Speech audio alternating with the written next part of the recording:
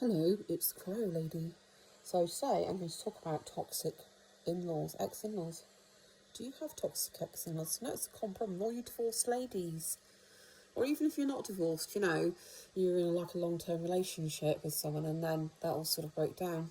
What's his parents been like to you? What have your ex-in-laws or your ex-partner's parents been? Have you had problems? Or has it been absolutely wonderful? Because I'd like to know. Make a comment. I'll get back to you. I might do. Who knows? Anyway. So, ex-in-laws. Now, I was in the unfortunate position where my ex-in-laws, Pammy and Rodent, because I didn't want to be with their abusive son any longer, they decided that they were going to wage a sort of campaign of hate against me. Not to mention the fact they were actually really obsessed with me as well. Now, these are two intelligent people because my ex-father-in-law, Rodent, he was a very senior naval officer, actually. And Pammy, she used to work for the Ministry of Defence as well. So, they weren't stupid people.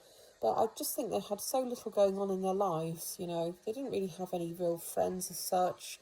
They didn't really do anything, go anywhere particularly. I mean, they used to go on holidays and things like that. And they were certainly very, very well off. But, I guess I gave them something to focus on. Because, I guess I did. Anyway, so I'll tell you this little story that happened. One Christmas, Pammy and Rodent gave the three youngest children season tickets to a place called Poulton's Park. And I think that is in Hampshire. Yeah, that's in Hampshire. It's a place called Our in Hampshire. It's sort of near Winchester way, I think. And it's just, it's like a theme park. Anyway, the tickets were the sort of plastic cards with their names on them and their photographs on them. Pammy decided to keep hold of the tickets, which is absolutely fine. Poulton's Park's certainly far nearer to her, because obviously I was living in Devon. Anyway, it then transpired, it was the summer, and we decided that, we might make the trip over to Poulton's Park. So I messaged my ex-husband, Jambles, and I asked him, is it possible for them, because, the children had gone up there for like a week in the summer and stayed with the grandparents, because obviously the husband, Jambles, my ex-husband, he just wouldn't actually look after them on his own. So they always used to go and stay with the ex-outlaws. And anyway, so I messaged him and I said, would it be possible for the children to bring back their Poulton's Park theme tickets? Because we may well take them up there because we think we might have to go that way anyway. So we'll take them to Poulton's Park. And that was agreed. Anyway, as it was, what happened was the ex-outlaws brought the children back to Torquay. It was like on one of, I think in all the years that we'd been here, that was maybe, I think, the second occasion that they'd either picked them up or dropped them off, because they normally wouldn't have gone out of their way to do that. But they brought them back, okay? Now, I'd already said to my husband Phil, because my husband Phil had said to me, look, now I'm here, if you don't want to deal with Pammy and Rodent anymore, then you don't have to, I'll do it. So this was his first time directly dealing with them on his own. Now, I'd already told him about them. I told him what they were like. And although he believed me, you know what it's like, unless you see something with your own eyes, yes, you do, of course, believe your partner, but, unless you see it with your own eyes, you don't really totally realise the magnitude of what I'm talking about. So, as I said, I'll get back to it. They arrived back at the house. Now, I am downstairs in the kitchen. Our house is on 3 levels, but the main, the entrance, the front door is on the middle floor.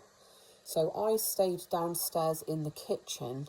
Pammy and Rodent brought the children to the door, okay, and Pammy stood there with a very cold face, looking very angry, and demanded to see me. So obviously Phil, I told Phil what she was like, but I think he was slightly taken aback. So he sort of agreed to go downstairs and ask me if I'd speak to her. He said she wants to speak to you. And I said, look, I've already told you, we did agree on this. I'm not seeing her. And this is one of the reasons I do not want to see her. Okay. So he said, okay. Anyway, he went upstairs to the front door and told her that I was not coming upstairs. I would not be speaking to her. Well, she absolutely lost the plot on our doorstep, and she started shouting at Phil, saying, how dare I ask for the children to have their season tickets to go to Poulton's Park. Now, despite the fact that these tickets were given to the children as Christmas presents, she said, the tickets belong to me, they're mine, you have absolutely no right to ask Jambles to let you use them. I mean, what did she think we were going to do? Think about it. The tickets, they're sort of credit cards, plastic tickets, with the children's names on them and their photographs. They just couldn't be used for anything or anyone else. What did the stupid old bat think we were going to do with them? Anyway, she railed on and she just got angrier and angrier. And in the end, Phil had to shut her down and said, look, and he actually said to her, what do you think we're going to do?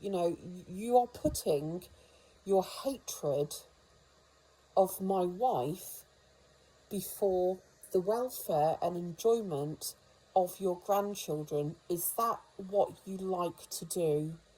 Because it seems to me that is.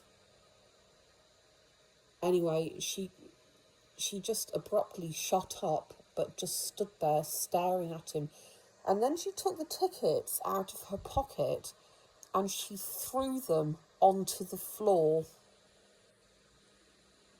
She turned on her heel and marched back to their Volvo estate. I mean, that sort of gives you a taste of what she is like. Rodent, he's done some dreadful things, but even now, I recently found out, it's like I left their beloved son, their beloved abusive son in 2006, right? And they worked behind the scenes and came up with a story to have me arrested. I was released and everything, it's all fine. Okay, it's all fine. But they honestly have not one single thought for their grandchildren. I've never stopped them from seeing them, but they've just chosen not to. They've chosen not to. And you know what? They've blamed it all on me. They always blame it on me because it's all my fault. It isn't all my fault, because the kids had iPads, as did Pammy and Rodent had their own iPads, so did the kids. They could have FaceTimed their grandchildren any time they liked. They just chose not to. And then of course the kids had mobile phones, could have phoned them any time they wanted to. They just chose not to. Could have messaged them, you name it. But that's the problem with toxic grandparents, toxic in-laws. And then, of course, they blame you. They're always got to blame somebody else. There you go. So, I hope you haven't been through the same sort of things, but I suspect some of you have done. Just let me know in the comments. Love you.